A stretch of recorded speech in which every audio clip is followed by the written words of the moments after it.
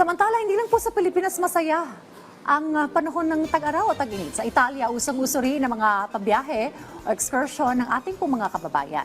Kaya naman isang family outing ang organisa ng ENFID o ENFID nilaan para sa mga Filipino sa Europa. Nagkaroon pa ng misa bago pong kasiyahan sa tabing dagat.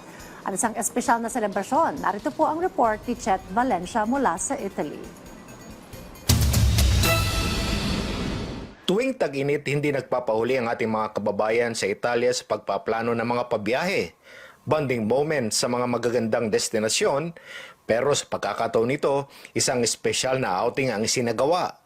Hindi lang para magbakasyon, kundi para palalimin pa ang samahan ng mga Pilipino sa Europa. Son Gina Makatangay Marasigan ang kanilang kauna-unahang family outing patung Vado Ligure sa Bona dito sa Italy.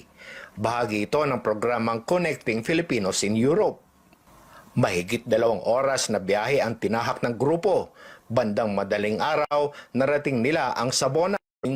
Unang pinuntahan ng grupo ang Chiesa dello Spirito Santo e Immacolata Concezione kung saan ginanap ang isang espesyal na misa sa tabing dagat. Si Father Bong Ocial, ang birthday celebrant at higit 1 dekadang pari ng mga migrante sa Milan, ang nag-officiate ng misa bilang pasasalamat sa panibagong taon ng kanyang buhay. Sa kanyang homily, nagbigay paalala si Father Bong, ang mga bagay na hawak mo ngayon ay hindi mo madadala sa kabilang buhay. Mag-ingat kayo sa lahat ng uri ng kasakiman. No, ang problema hindi yung pera. Ang problema hindi yung kayamanan. Ang problema yung kasakiman. Ito ang problema. At maski sa panahon natin ngayon, isa to sa mga bagong capital sins. No, yung sinasabi natin na shameful profit, na ikaw ay kumikita ng sobra-sobra, no, nakakahiya na yung kita mo. Habang hinihintay ang misa, nagtayo na ng beach umbrellas at nagsimula na ang masayang salo-salo.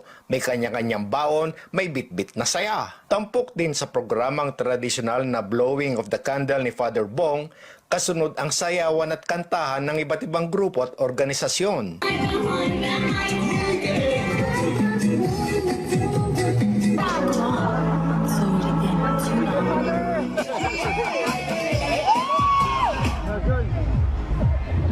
At siyempre, hindi nagpahuli ang dagat. Halos sa lahat ay nagtampisaw at maging ang ilang Italiano nakisayaw na rin sa kasiyahan ng mga Pinoy. Mapayapa, masaya at ligtas ang nagbibiyahe pabalik ng Milan. Isa na naman makabuluhang tagpo ng pagkakaisa at pagmamalasakit para sa komunidad. Tinitingnan kung ano pa yung mga future na matutulong ng ENFID sa kapwa Pilipino. Inaanyayahan po namin kayo. Alam po namin na ang Pilipino ay talented. Ma-share nyo po sa ENFID dito sa Milan kung ano pong mga blessings ang na-receive nyo from God. Isang masayang paglalakbay, isang panibagong alaala para sa mga Pilipino sa Europa. Ang summer ay higit pa sa bakasyon. Ito ay pagbabalik tanaw, pagbubuklod at pagbabahagingan ng biyaya. Mula sa Sabona, Italy, Chet De Castro Valencia para sa Pambansang TV sa Bagong Pilipinas.